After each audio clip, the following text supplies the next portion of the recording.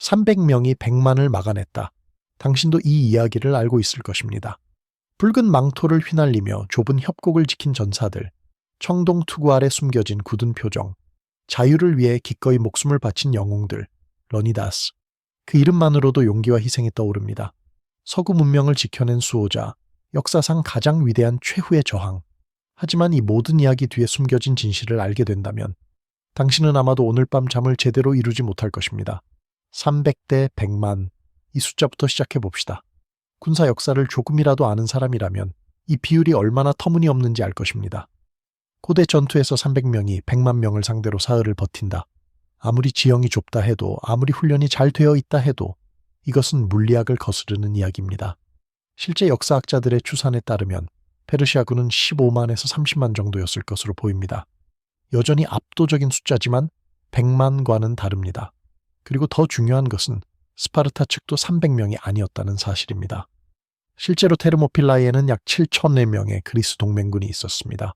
테스피아이, 테베, 포키스, 로크리스, 코린토스, 아르카디아. 이름도 생소한 도시국가들의 병사들이 그곳에 함께 있었습니다. 하지만 역사는 그들을 기억하지 않습니다. 역사는 오직 300이라는 숫자만 기억합니다. 그리고 더 끔찍한 진실이 있습니다. 그 300명의 스파르타 시민 전사 뒤에는 기록에서조차 완전히 지워진 또 다른 수천 명이 있었습니다. 그들의 이름은 헬롯, 노예들입니다. 스파르타 시민 한 명당 헬롯은 평균 6명. 이것은 단순한 통계가 아닙니다. 이것은 스파르타라는 국가 전체를 설명하는 공식입니다. 300명의 전사가 전장에 나간다면 그들을 따라 최소 2100명의 헬롯이 동행했을 것입니다.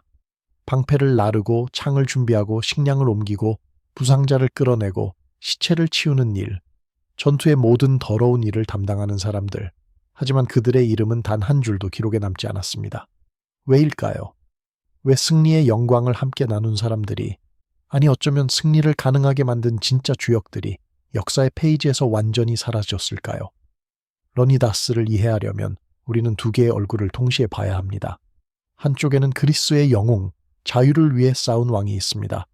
다른 쪽에는 국가 공인 살육 시스템의 최고 집행자, 수천 명의 무고한 사람들을 조직적으로 학살한 괴물이 있습니다.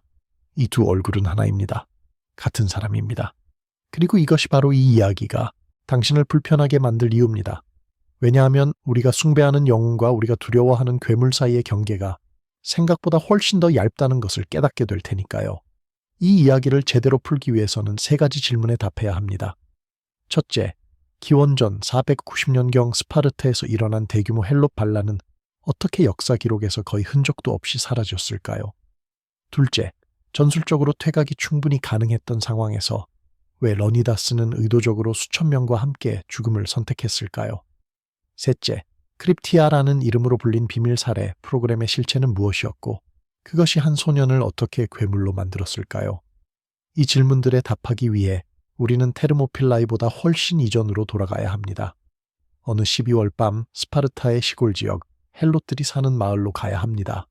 그곳에서 한 무리의 소년들이 어둠 속을 걷고 있습니다. 그들은 짧은 망토 하나와 단검 하나만 들고 있습니다. 신발도 없습니다. 그들의 눈빛은 텅 비어 있습니다. 이미 인간이 아닙니다. 그리고 그 소년들 중 하나가 훗날 왕이 될 러니다스입니다. 스파르타를 이해하는 가장 빠른 방법은 이것입니다.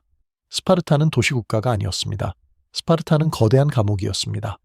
울타리도 없고 철조망도 없지만 그 안에 갇힌 사람들은 결코 자유롭지 못했습니다. 약 35만 명의 스파르타 시민과 그들의 가족이 있었고 그 주변에 무려 25만 명에 달하는 헬롯들이 있었습니다. 7대1, 이 비율을 다시 생각해 보세요. 당신이 만약 스파르타 시민이라면 당신의 집 밖으로 나가는 순간 당신을 둘러싼 모든 사람의 7분의 1만이 당신의 동료이고 나머지 7분의 6은 당신을 증오하는 사람들입니다. 당신이 가진 모든 것은 그들에게서 빼앗은 것입니다. 당신의 집, 당신의 땅, 당신의 식량, 당신의 부, 모든 것이 그들의 노동으로 만들어진 것입니다. 헬롯들은 정복된 메세니아와 라코니아의 후손들이었습니다. 한때 그들도 자유로운 사람들이었습니다. 하지만 스파르타의 칼 앞에서 그들은 땅과 함께 재산이 되었습니다. 법적으로 그들은 노예도 아니었습니다. 노예라면 최소한 개인 소유물이라도 될 수 있습니다. 헬롯은 국가 소유였습니다. 당신은 헬롯을 팔 수 없고 사고 팔 수도 없습니다. 하지만 당신은 헬롯을 죽일 수 있습니다. 그것도 아무런 처벌 없이. 매년 가을 스파르타는 의식을 치렀습니다. 에포로이라 불리는 5명의 집정관이 공식적으로 헬롯에게 선전포고를 하는 의식입니다. 이것은 상징적인 선언이 아니었습니다. 이것은 법적 효력을 가진 진짜 선전포고였습니다. 이 선언이 내려지는 순간부터 헬롯은 적군이 됩니다. 그리고 적군을 죽이는 것은 살인이 아닙니다. 전쟁 행위입니다. 이 한 줄의 법률이 의미하는 것은 간단합니다. 스파르타 시민은 1년 내내 언제든지 어떤 헬롯이든 아무 이유 없이 죽일 수 있다는 것입니다. 법적으로, 종교적으로, 도덕적으로 완벽하게 정당한 행위로서 이것은 단순한 치안 유지가 아니었습니다. 이것은 체계적 테러였습니다. 목적은 명확했습니다. 헬롯들 사이에서 리더십이 생기는 것을 막는 것. 누군가 똑똑하다면, 누군가 용감하다면, 누군가 다른 헬롯들 사이에서 존경받기 시작한다면 그 사람은 죽어야 했습니다. 반란은 리더 없이는 일어나지 않습니다. 그래서 스파르타는 잠재적 리더들을 선제적으로 제거했습니다. 매년 꾸준히 조용히 그리고 완벽하게 합법적으로 그리고 이 시체를 움직이게 만드는 엔진이 하나 있었습니다. 아고게. 스파르타의 교육 시스템, 이것은 학교가 아니었습니다. 이것은 인간을 무기로 만드는 공장이었습니다. 시민 계급의 모든 소녀는 7살이 되면 어머니의 품에서 강제로 떼어내어졌습니다. 그들은 집단 막사로 보내졌고 그곳에서 24살이 될 때까지 살았습니다. 16년. 그 16년 동안 그들이 배우는 것은 단 하나였습니다. 어떻게 헬롯을 두려워하게 만들고 어떻게 헬롯을 통제하고 필요하다면 어떻게 헬롯을 효율적으로 죽이는가. 스파르타의 진짜 적은 페르시아가 아니었습니다. 스파르타의 진짜 적은 그들의 발밑에 있었습니다. 25만 명의 헬롯. 매일 밤 스파르타 시민들은 잠들기 전에 생각했을 것입니다. 만약 그들이 일어선다면, 만약 그들이 당열한다면, 만약 그들이 무기를 든다면 7대1, 이 숫자는 단순한 통계가 아닙니다. 이것은 악몽입니다. 그리고 스파르타의 모든 것, 그들의 법, 그들의 군대, 그들의 교육, 그들의 문화, 모든 것이 이 악몽을 막기 위해 설계되었습니다. 테르모필라이도 예외가 아닙니다. 러니다스가 협곡으로 향할 때 그가 진짜로 걱정한 것은 페르시아가 아니었을 수도 있습니다. 그가 진짜로 걱정한 것은 그가 없는 동안 스파르타에서 일어날 수 있는 일이었을 것입니다. 왜냐하면 전쟁은 기회입니다. 헬롯들에게는 반란의 기회이고 스파르타 엘리트들에게는 그 반란을 진압하고 더 많은 통제를 정당화할 기회입니다. 역사는 복잡합니다. 그리고 우리가 믿고 싶은 단순한 이야기 뒤에는 항상 더 어둡고 복잡한 진실이 숨어 있습니다. 그렇다면 이 시스템 속에서 자라난 소년이 어떻게 왕이 되고 어떻게 역사상 가장 유명한 최후의 저항을 이끌게 되었을까요? 그 이야기는 사자의 아들이라는 이름에서 시작됩니다. 러니다스. 이름의 뜻은 사자의 아들입니다. 멋진 이름입니다. 왕의 이름처럼 들립니다. 하지만 그는 왕이 될 운명이 아니었습니다. 그는 아기아드 왕가의 3번째 아들이었습니다. 왕위 계승 서열로는 한참 뒤였습니다. 첫째 아들이 왕이 되고 만약 첫째가 죽으면 둘째가, 둘째마저 없으면 그제야 셋째가 왕이 됩니다. 확률적으로 러니다스가 왕좌에 앉을 가능성은 거의 없었습니다. 그래서 아무도 그를 왕으로 키우지 않았습니다. 그는 그저 예비의 예비였습니다. 시스템이 완벽하게 작동하도록 만들어진 톱니바퀴 중 하나였습니다. 아고게의 첫 단계는 굶주림이었습니다. 소년들에게는 의도적으로 부족한 양의 식량만 주어졌습니다. 그들은 배고팠습니다. 항상. 그래서 그들은 훔쳐야 했습니다. 식량을 훔치고 옷을 훔치고 살아남기 위해 필요한 모든 것을 훔쳐야 했습니다. 하지만 여기에 함정이 있었습니다. 훔치는 것 자체는 권장되었지만 들키면 죽도록 맞았습니다. 이것은 모순이 아닙니다. 이것은 교육입니다. 네가 배워야 할 것은 훔치는 기술이 아니라 들키지 않는 기술이다. 네가 배워야 할 것은 생존이 아니라 완벽한 생존이다. 유명한 이야기가 있습니다. 한 소년이 여우를 훔쳤습니다. 하지만 선생이 다가오자 그는 여우를 옷 속에 숨겼습니다. 여우는 살기 위해 소년의 배를 물어뜯기 시작했습니다. 소년의 내장을 파고들었습니다. 하지만 소년은 표정 하나 바꾸지 않았습니다. 선생과 대화를 나누는 내내 그는 마치 아무 일도 없는 것처럼 서 있었습니다. 선생이 떠나고 나서야 그는 쓰러졌습니다. 이미 죽어가고 있었습니다. 이것이 영웅적인 이야기로 전해집니다. 하지만 이것은 미친 이야기입니다. 이것은 한 아이가 고통을 숨기는 것이 목숨보다 중요하다고 배운 결과입니다. 러니다스는 이 모든 것을 견뎌냈습니다. 굶주림을, 추위를, 폭력을, 굴욕을. 그는 살아남았고 강해졌습니다. 하지만 그가 잃어버린 것도 있었습니다. 공감 능력, 연민, 인간으로서의 부드러움, 이런 것들은 아고게에서 살아남을 수 없었습니다. 이런 것들은 약점이었고 약점은 제거되어야 했습니다. 그래서 러니다스는 점점 더 무언가를 닮아갔습니다. 인간이 아니라 무기를, 느끼지 않고 주저하지 않고 명령에 완벽하게 복종하는 무언가를. 그리고 18살 무렵 마지막 시험이 왔습니다. 크립티아. 이것은 선발된 소년들에게만 주어지는 특별한 임무였습니다. 가장 강하고 가장 차갑고 가장 완벽하게 감정을 지운 자들만 선택되었습니다. 러니다스는 선택되었습니다. 크립티아의 규칙은 간단했습니다. 짧은 망토 하나와 단검 하나를 받습니다. 신발도 없습니다. 식량도 없습니다. 그리고 시골로 보내집니다. 헬롯들이 사는 지역으로. 당신의 임무는 살아남는 것입니다. 어떻게든. 그리고 밤마다 당신은 사냥을 해야 합니다. 사냥감은 동물이 아닙니다. 사냥감은 헬롯입니다. 이것을 다시 읽어보세요. 천천히. 스파르타는 10대 소년들에게 다른 인간을 죽이라고 보냈습니다. 법적 보호도 없고 재판도 없고 이유도 없이. 단지 그들이 헬롯이라는 이유만으로. 그리고 이것은 범죄가 아니었습니다. 이것은 교육의 마지막 단계였습니다. 이것은 졸업시험이었습니다. 스크립트에 따르면 러니다스는 평균보다 더 많은 실적을 올렸다고 합니다. 이것은 칭찬입니다. 스파르타에서는. 그는 효율적이었습니다. 그는 주저하지 않았습니다. 그는 완벽한 학생이었습니다. 그리고 그 과정에서 그는 사람을 숫자로 보는 법을 배웠습니다. 1명, 2명, 3명. 이름도 없고 얼굴도 없고 이야기도 없습니다. 그저 숫자입니다. 나중에 테르모필라에서 수천 명의 죽음을 계산할 때 그 뿌리는 여기에 있었습니다. 크립티아의 어두운 밤에 한 소년이 처음으로 칼날이 살을 가르는 느낌을 배웠던 그 순간에. 하지만 러니다스에게는 형제가 있었습니다. 이복형 클러메네스. 그는 장남이었고 왕이 되었습니다. 클러메네스는 유능한 지도자였지만 동시에 불안정했습니다. 역사가들은 그가 광기에 시달렸다고 기록합니다. 어떤 이들은 그가 술을 너무 많이 마셨다고 하고 어떤 이들은 그가 정치적 압박에 짓눌렸다고 합니다. 진실이 무엇이든 클러메네스는 점점 더 예측 불가능해졌습니다. 그리고 예측 불가능한 왕은 위험합니다. 스파르타 같은 사회에서는 특히 기원전 490년경 클러메네스는 감옥에 갇혔습니다. 공식적인 이유는 그의 정신 이상 때문이었습니다. 하지만 진짜 이유가 무엇인지는 아무도 확실히 알지 못합니다. 그리고 얼마 지나지 않아 그는 죽은 채로 발견되었습니다.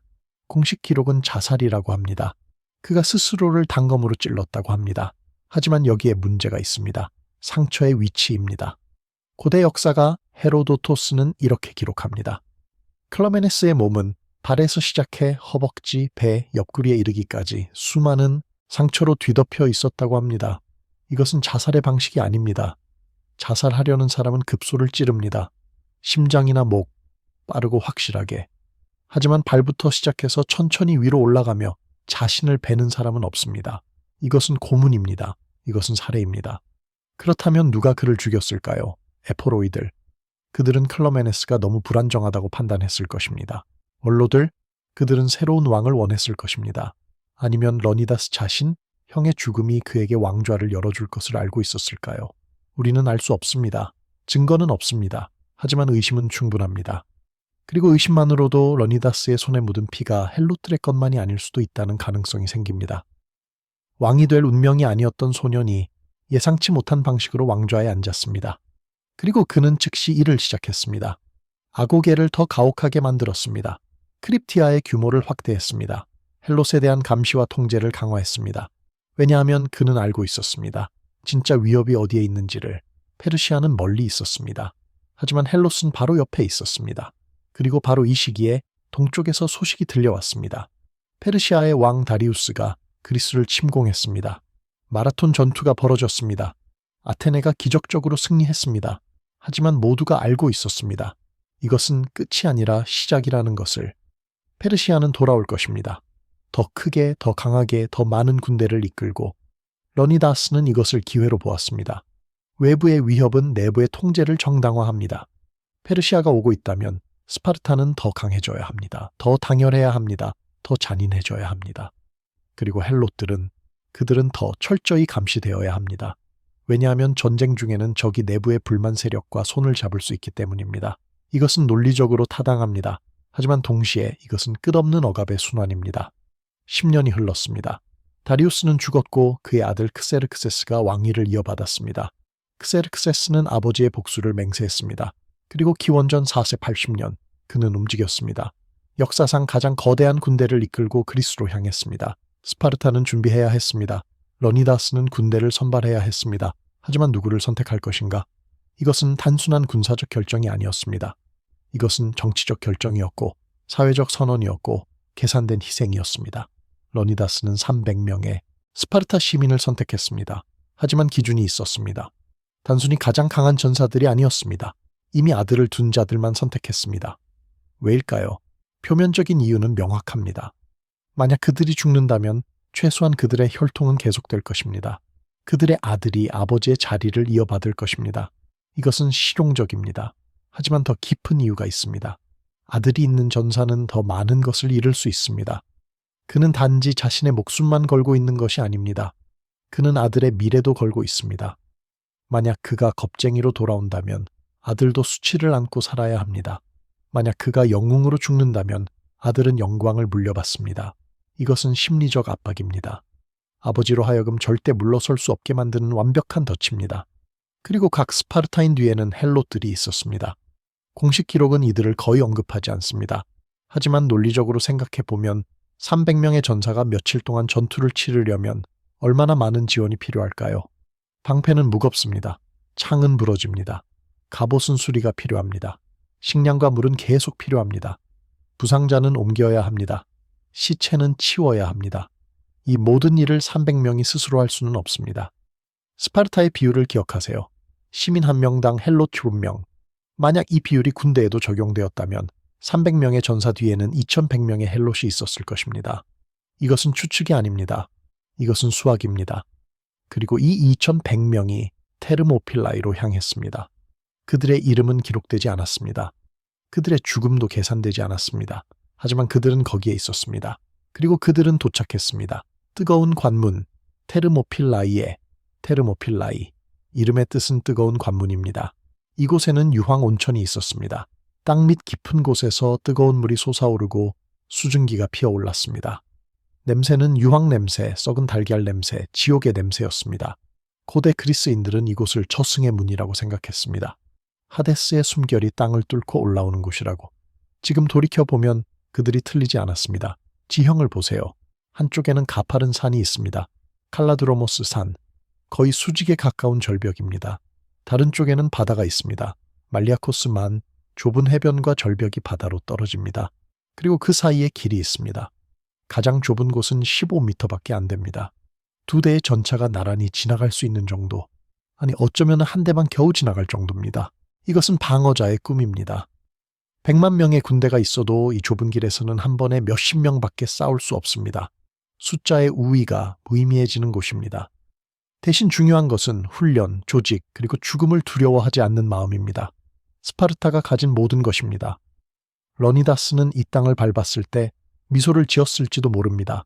완벽하다고 생각했을 것입니다. 이곳은 전략적 방어 지점으로서 완벽할 뿐 아니라 무덤으로서도 완벽합니다. 만약 당신이 죽어야 한다면 적어도 아름답게 죽어야 합니다. 극적으로 죽어야 합니다. 사람들이 1000년 뒤에도 이야기할 수 있도록 죽어야 합니다. 그리고 이곳은 그런 무대로서 완벽했습니다. 스파르타인들은 진을 쳤습니다. 옛날에 포키스인들이 쌓아놓은 낡은 돌담이 있었습니다.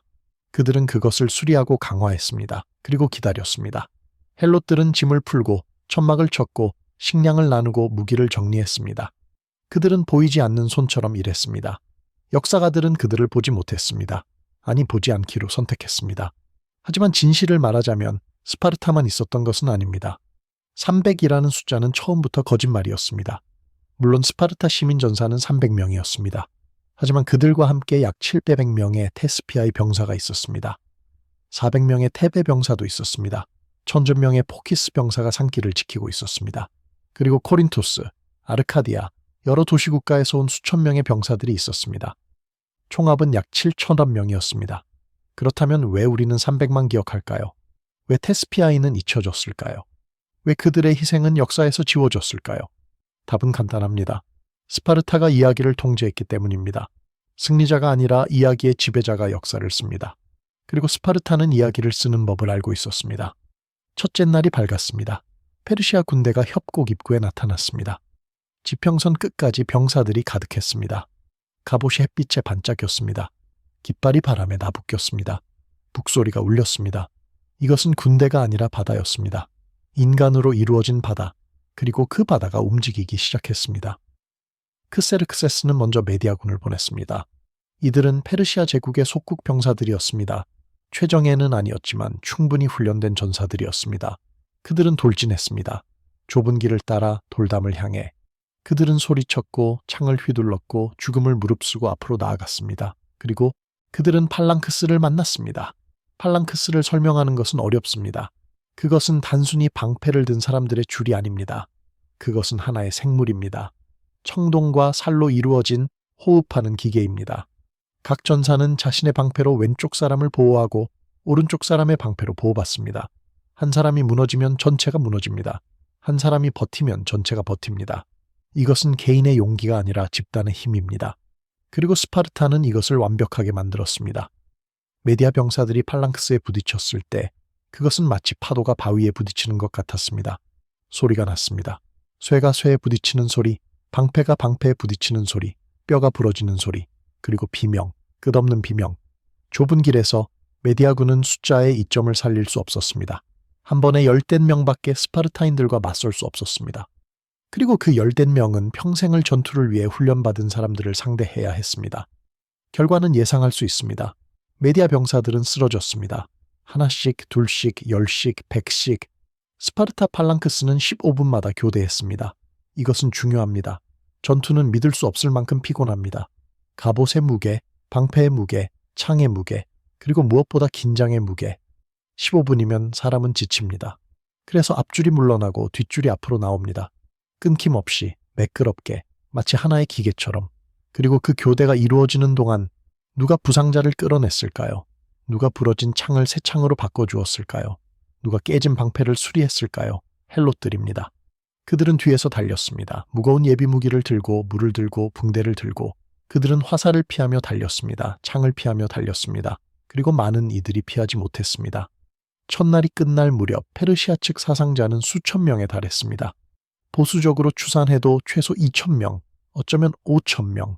그리스 측 사상자는 기록에 따르면 수십 명 정도였다고 합니다. 하지만 여기에 헬롯은 포함되지 않았습니다. 그들의 죽음은 계산되지 않았습니다. 어쩌면 수백 명의 헬롯이 그날 죽었을지도 모릅니다. 하지만 아무도 세지 않았습니다. 밤이 되었습니다. 페르시아 진영에서는 신음소리가 들렸습니다. 수천 명의 부상자들이 고통 속에서 밤을 보냈습니다. 스파르타 진영은 조용했습니다. 그들은 죽은 자들을 돌담 뒤에 묻었습니다. 간단한 의식, 짧은 기도, 그리고 다시 준비했습니다. 내일도 같은 일이 반복될 것이기 때문입니다. 둘째, 날 아침 크세르크세스는 전략을 바꿨습니다. 더 이상 단순한 돌격이 아니었습니다. 그는 교대 시스템을 도입했습니다.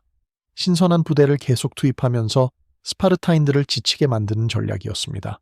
그는 음악가들을 보냈습니다. 북과 나팔이 쉬지 않고 울려 퍼졌습니다. 심리전이었습니다.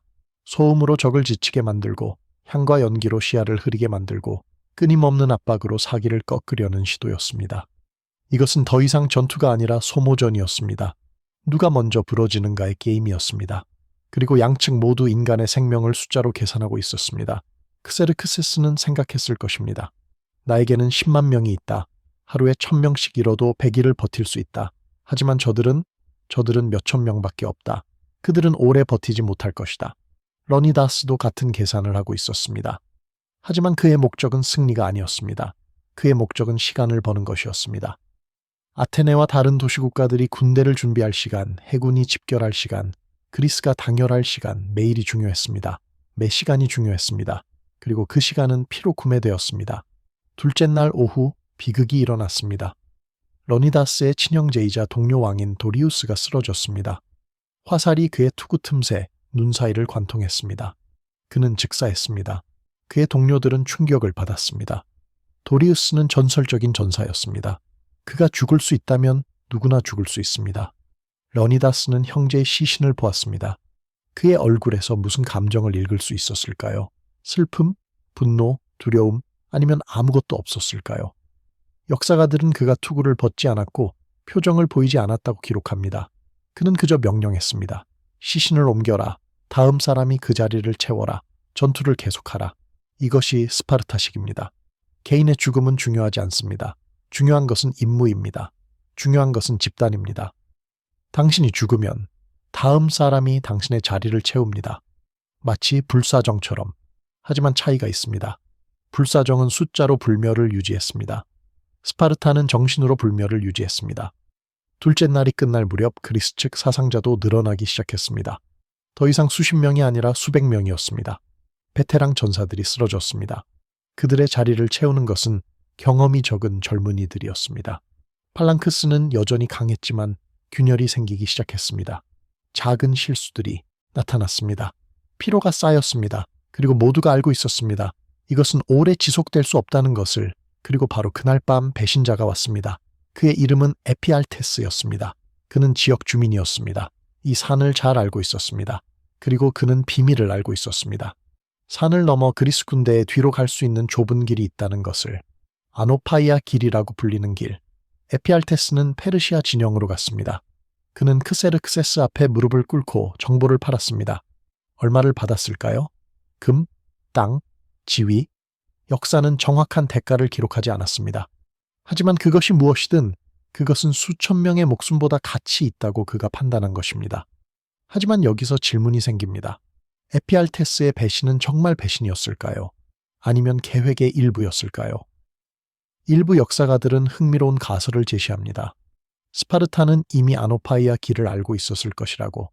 실제로 그들은 포키스 부대 1000명을 그 길을 지키도록 배치했습니다. 만약 그들이 그 길을 정말 비밀로 유지하고 싶었다면 왜 방어를 그렇게 약하게 했을까요? 어쩌면 러니다스는 포위되기를 원했을지도 모릅니다. 어쩌면 그는 퇴각할 기회를 원하지 않았을지도 모릅니다. 왜냐하면 퇴각은 생존을 의미하고 생존은 평범한 전투를 의미합니다. 하지만 최후의 저항은 모두가 죽는 영광스러운 패배는 그것은 신화를 만듭니다. 그리고 신화는 100만 개의 창보다 강합니다. 밤중에 페르시아의 엘리트 부대가 아노파이아 길을 올라가기 시작했습니다. 그들은 조용히 움직였습니다. 포키스 부대는 그들을 늦게 발견했습니다. 짧은 교전이 있었습니다. 하지만 포키스인들은 수적으로 압도당했고 산 위로 후퇴했습니다. 길은 열렸습니다. 새벽 무렵 소식이 러니다스에게 전달되었습니다. 적이 후방구로 우회하고 있다. 몇 시간 내에 포위가 완성될 것이다. 이제 선택의 시간입니다. 군사회의가 열렸습니다. 동맹군 지휘관들이 모였습니다. 모두가 알고 있었습니다. 이제 퇴각해야 한다는 것을. 포위당하면 전멸입니다. 살아서 다시 싸울 기회를 잃습니다. 전략적으로, 전술적으로 퇴각은 명백한 선택이었습니다. 하지만 러니다스는 다르게 생각했습니다. 아니, 어쩌면 그는 이미 오래전에 결정을 내렸습니다. 그는 말했습니다. 동맹군은 돌아가도 좋다. 하지만 스파르타는 남는다. 우리는 명령을 받았다. 이 길을 지키라고. 우리는 명령에 복종한다. 설령 그것이 죽음을 의미할지라도 이것은 논리적인 결정이 아니었습니다. 이것은 상징적인 선택이었습니다. 러니다스는 알고 있었습니다. 만약 그가 지금 떠난다면 그는 합리적인 지휘관으로 기억될 것입니다. 하지만 영웅은 아닐 것입니다. 영웅이 되려면 당신은 불가능을 선택해야 합니다. 당신은 죽음을 선택해야 합니다. 그리고 당신은 그 선택을 자랑스럽게, 망설임 없이, 마치 다른 선택이 애초에 존재하지 않았던 것처럼 만들어야 합니다. 대부분의 동맹군은 떠났습니다. 코린토스인, 아르카디아인, 다른 도시국가의 병사들. 그들은 수치스럽지 않았습니다. 그들은 이미 충분히 싸웠습니다. 그들은 살아서 다시 싸울 기회를 선택했습니다. 이것은 현명한 선택입니다. 하지만 700명의 테스피아의 병사들은 남았습니다. 그들은 말했습니다. 우리도 이곳에 남겠습니다. 우리는 함께 도착했고 함께 떠날 것입니다. 이것은 놀라운 용기였습니다. 그들은 스파르타인이 아니었습니다. 그들은 죽음을 삶의 목적으로 훈련받지 않았습니다. 하지만 그들은 명예를 알고 있었습니다. 그리고 때때로 명예는 생명보다 무겁습니다. 400명의 테베 병사들도 남았습니다. 하지만 그들의 경우는 다릅니다. 역사가들은 그들이 자원에서 남은 것이 아니라 사실상 인질로 억류되었다고 기록합니다. 테베는 페르시아의 협조적이었습니다. 러니다스는 그들을 믿지 않았습니다. 그래서 그들을 떠나보내지 않았습니다. 그들은 희생양이 되어야 했습니다. 그리고 헬롯들, 그들에게는 선택권이 없었습니다. 떠날 수도 남을 수도 없었습니다. 그들은 도구였습니다. 그들의 의견은 묻지 않았습니다. 약지천 100명의 헬롯이 여전히 그곳에 있었습니다. 그들 중 몇몇은 이미 죽었습니다. 하지만 대부분은 살아 있었습니다. 그리고 그들은 알고 있었습니다. 내일이 마지막 날이라는 것을. 러니다스는 무슨 생각을 했을까요? 그는 후회했을까요? 다른 선택을 할 수 있었던 순간들을 떠올렸을까요? 아니면 그는 만족했을까요? 자신이 완벽한 무대를 만들었다는 것에 우리는 알 수 없습니다. 왜냐하면 그는 아무 말도 남기지 않았기 때문입니다. 혹은 남긴 말들은 기록되지 않았기 때문입니다. 하지만 한 가지는 확실합니다. 그는 계산을 끝냈습니다. 모든 가능성, 모든 결과, 모든 대가, 그리고 그는 결론을 내렸습니다. 이것이 최선이라고. 수천 명이 죽어야 한다면 그들이 가장 영광스럽게 죽을 수 있도록 만드는 것이 그의 책임이라고. 새벽이 밝았습니다. 마지막 날의 시작입니다. 세 방향에서 동시에 나팔 소리가 울렸습니다. 앞에서, 옆에서, 그리고 뒤에서 포위가 완성되었습니다. 3,500명의 그리스 병사들은 이제 섬이 되었습니다. 수만 명의 페르시아 군대라는 바다 한가운데 고립된 섬. 러니다스는 마지막 명령을 내렸습니다. 우리는 나간다. 돌담 뒤에 숨지 않는다. 우리는 개활지로 나가 싸운다. 이것은 자살 명령이었습니다. 돌담은 최소한의 보호라도 제공했습니다. 하지만 개활지에서는 그들은 모든 방향에서 공격받을 것입니다. 하지만 러니다스는 이유가 있었습니다. 그는 더 많은 적을 죽이고 싶었습니다. 더 극적인 최후를 원했습니다. 그리고 무엇보다 그는 확실히 하고 싶었습니다. 아무도 살아남지 못하도록. 왜 아무도 살아남으면 안 될까요? 답은 헬롯들에게 있습니다. 만약 헬롯들이 살아남아 페르시아에 항복한다면 그들은 이야기할 수 있습니다. 스파르타의 비밀을, 크립티아를, 학살을, 억압을. 페르시아는 이 정보를 사용할 수 있습니다. 그들은 헬롯을 해방시키겠다고 약속할 수 있습니다. 그들은 스파르타 내부에서 반란을 일으킬 수 있습니다. 이것은 러니다스가 절대 허용할 수 없는 시나리오였습니다. 그래서 개활지로 나가는 명령은 단순한 전술적 결정이 아니었습니다. 이것은 입막음이었습니다. 모든 증인을 제거하는 것이었습니다. 스파르타인들은 어차피 죽을 각오가 되어 있었습니다. 테스피아이와 테베인들도 마찬가지였습니다. 하지만 헬롯들은 그들은 살고 싶어 했습니다. 하지만 그들에게 선택권은 없었습니다. 그들은 주인을 따라 죽음으로 걸어가야 했습니다. 전투가 시작되었습니다. 스파르타인들은 마지막 힘을 다해 싸웠습니다. 그들은 페르시아 선봉을 뚫고 들어갔습니다. 그들은 마치 광란에 빠진 것처럼 창을 휘둘렀습니다. 이것은 더 이상 방어가 아니었습니다. 이것은 공격이었습니다. 필사적이고 무모하고 아름다운 공격. 러니다스는 앞장서서 싸웠습니다. 왕의 의무였습니다. 스파르타에서 왕은 뒤에서 명령하지 않습니다. 왕은 맨 앞에서 싸웁니다. 그리고 러니다스는 그 의무를 다했습니다. 그는 수십 명을 죽였습니다. 그의 창이 부러질 때까지, 그의 검이 무딜 때까지, 그리고 화살이 그를 찾아냈습니다. 한 개가 아니라 여러 개, 그의 갑옷을 뚫고, 그의 살을 찢고, 그의 생명을 빼앗았습니다. 그는 무릎을 꿇었습니다. 그리고 쓰러졌습니다. 러니다스 사자의 아들 스파르타의 왕 죽었습니다. 하지만 그의 죽음은 끝이 아니라 절정이었습니다.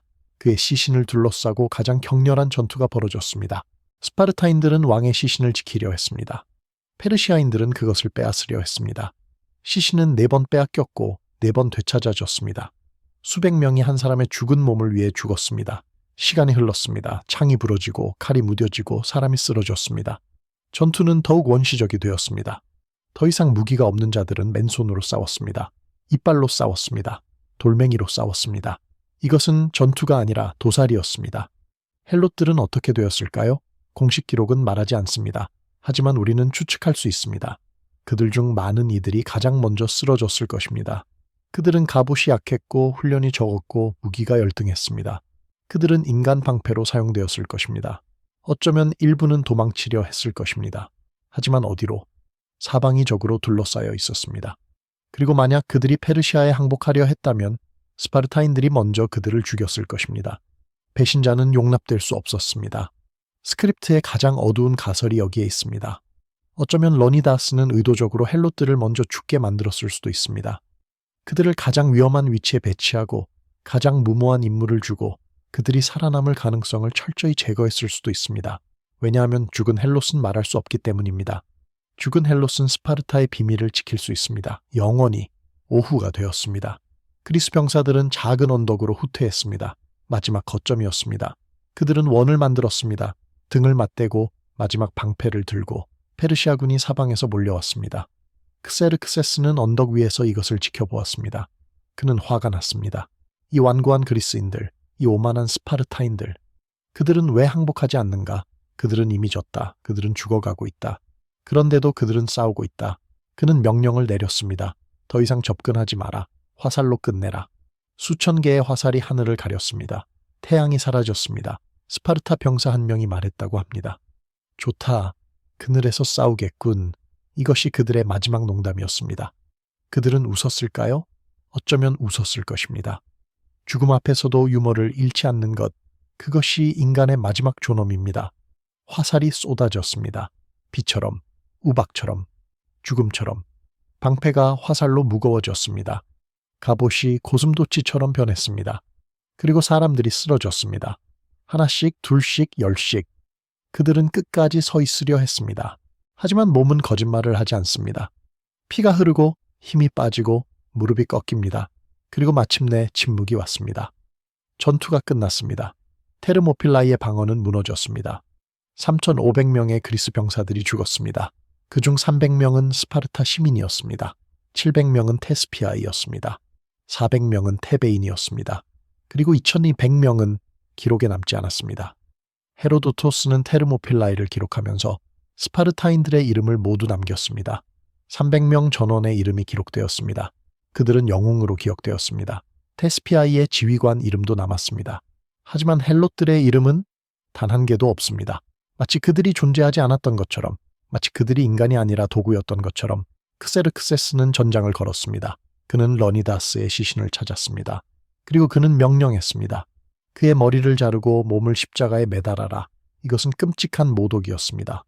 그리스인들에게도 페르시아인들에게도 이것은 받아들일 수 없는 행위였습니다. 적이라도 전사의 시신은 존중해야 합니다. 하지만 크세르크세스는 분노했습니다. 이 한 사람이 그의 군대를 사흘 동안 막았습니다. 이 한 사람이 수만 명을 죽였습니다. 그래서 그는 복수했습니다. 죽은 자에게. 하지만 이 모독은 역효과를 냈습니다. 그리스 전역에 소식이 퍼졌습니다. 러니다스가 어떻게 싸웠는지, 어떻게 죽었는지, 그리고 그의 시신이 어떻게 모독당했는지. 그리스인들은 분노했습니다. 슬퍼했습니다. 그리고 당열했습니다. 크세르크세스는 한 명의 왕을 죽였습니다. 하지만 그 과정에서 그는 순교자를 만들었습니다. 그리고 순교자는 산 사람보다 강합니다. 테르모필라이 이후 크세르크세스는 남하했습니다. 아테네를 점령했습니다. 도시를 불태웠습니다. 승리하는 것처럼 보였습니다. 하지만 살라미스 해전에서 그의 함대는 대패했습니다. 이듬해 플라타이아의 전투에서 그의 육군도 패배했습니다. 페르시아의 침공은 실패로 끝났습니다. 역사가들은 말합니다. 만약 테르모필라이에서 러니다스가 시간을 벌지 못했다면 그리스는 준비할 시간이 없었을 것이라고. 만약 그 3일이 없었다면 살라미스도 플라타이아이도 없었을 것이라고. 그래서 테르모필라이의 패배는 실은 전략적 승리였다고. 1,000명은 300명이 되었습니다. 테스피아이는 사라졌습니다. 테베인들은 배신자로 낙인 찍혔습니다. 그리고 헬롯들은 그들은 처음부터 없었던 것처럼 취급되었습니다. 소수의 스파르타, 생존자들이 있었습니다. 러니다스는 전투 전에 몇몇을 사자로 보냈습니다. 메시지를 전달하기 위해 그들은 살아남았습니다. 그리고 그들은 스파르타로 돌아왔습니다. 하지만 그들은 영웅으로 환영받지 못했습니다. 오히려 수치스러운 자로 낙인 찍혔습니다. 그중 한 명인 아리스토데모스는 살아 돌아온 것을 견딜 수 없었습니다. 사람들은 그에게 말을 걸지 않았습니다. 그를 떨리는 자라고 불렀습니다. 그는 사회적으로 죽은 사람이었습니다. 이듬해 플라타이아의 전투에서 그는 광란에 빠진 것처럼 싸웠습니다. 대열을 이탈하고 혼자서 적진 깊숙이 돌진하고 죽음을 찾아갔습니다. 그리고 그는 죽음을 찾았습니다. 하지만 스파르타는 그를 영웅으로 인정하지 않았습니다. 왜냐하면 그는 규율을 어겼기 때문입니다. 그는 명령 없이 싸웠기 때문입니다. 이것이 스파르타입니다. 살아남는 것은 수치입니다. 용감하게 죽는 것조차 만약 그것이 규칙을 어기는 것이라면 인정받지 못합니다. 중요한 것은 개인의 영웅심이 아닙니다. 중요한 것은 집단에 대한 복종입니다. 죽음조차도 허락받아야 합니다. 테르모필라이의 기념비가 세워졌습니다. 시인 시모니데스가 쓴 비문이 새겨졌습니다. 나그네여, 가서 스파르테 전하라. 우리가 그들의 명령에 복종하여 여기 누워 있다고. 아름다운 비문입니다. 간결하고 힘있고 영원합니다. 하지만 주목하세요. 이 비문은 무엇을 말하지 않는가를. 그것은 자유를 말하지 않습니다. 그것은 정의를 말하지 않습니다. 그것은 오직 복종을 말합니다. 명령에 대한 복종. 이것이 스파르타의 진짜 가치입니다. 하지만 역설적이게도 러니다스와 300의 이야기는 살아남았습니다. 아니, 단순히 살아남은 것이 아니라 번성했습니다. 로마인들은 이 이야기를 사랑했습니다. 르네상스 시대에 다시 발견되었습니다. 현대에도 계속 재생산됩니다. 영화, 만화, 비디오 게임, 소설, 러니다스는 어디에나 있습니다. 왜일까요? 왜 우리는 이 이야기에 끌릴까요? 어쩌면 그것은 우리가 영웅을 원하기 때문입니다. 우리는 불가능에 맞서는 사람들을 보고 싶어 합니다. 우리는 희생과 용기의 이야기를 필요로 합니다. 그리고 러니다스는 그 모든 것을 제공합니다. 하지만 이제 당신은 알고 있습니다. 그 이야기의 이면을, 300 뒤에 숨겨진 지인 100을, 영웅 뒤에 숨겨진 괴물을, 자유의 수호자 뒤에 숨겨진 억압의 집행자를. 러니다스는 복잡한 인물입니다. 그는 진짜로 용감했습니다. 그는 진짜로 전략적 천재였습니다. 그는 자신의 목숨을 기꺼이 바쳤습니다. 이것은 존경받을 만한 것들입니다. 하지만 동시에 그는 수천 명을 죽였습니다. 그는 잔혹한 시스템을 유지하고 강화했습니다. 그는 헬롯들을 인간이 아니라 도구로 취급했습니다. 그리고 어쩌면 그는 의도적으로 수천 명을 침묵시켰습니다. 영원히. 이것이 역사의 어려움입니다. 사람들은 단순하지 않습니다. 그들은 영웅이면서 동시에 악당일 수 있습니다. 그들은 용감하면서 동시에 잔인할 수 있습니다. 그리고 우리가 믿고 싶은 단순한 이야기는 종종 복잡한 진실을 숨깁니다. 300명의 스파르타인과 2만 명의 잊힌 죽음.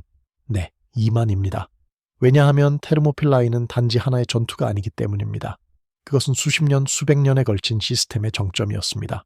크립티아에서 죽은 헬롯들, 기원전 490년 반란에서 죽은 헬롯들, 그리고 테르모필라이에서 죽은 헬롯들. 그들의 이름은 기록되지 않았습니다. 그들의 이야기는 전해지지 않았습니다. 하지만 그들은 있었습니다. 이것이 테르모필라이의 진짜 수학입니다. 300 더하기 2100 더하기 수만 명의 잊힌 희생자들. 그리고 러니다스의 진짜 유산은 그것은 용기가 아닙니다. 그것은 침묵입니다. 얼마나 효과적으로 진실을 묻을 수 있는가, 얼마나 완벽하게 목소리를 지울 수 있는가, 얼마나 아름답게 신화를 포장할 수 있는가. 우리는 어떤 신화를 믿고 싶습니까? 우리는 무엇을 영웅이라 부르고 무엇을 괴물이라 부릅니까? 이것은 단순한 학술적 질문이 아닙니다. 이것은 지금도 계속되는 질문입니다. 왜냐하면 우리는 여전히 영웅을 만들고 있고 여전히 이야기를 선택하고 있고 여전히 목소리를 지우고 있기 때문입니다. 러니다스를 기억하세요. 하지만 헬롯들도 기억하세요. 300을 기억하세요. 하지만 2100도 기억하세요. 영광스러운 이야기를 기억하세요. 하지만 그 이야기가 무엇을 숨기고 있는지도 기억하세요.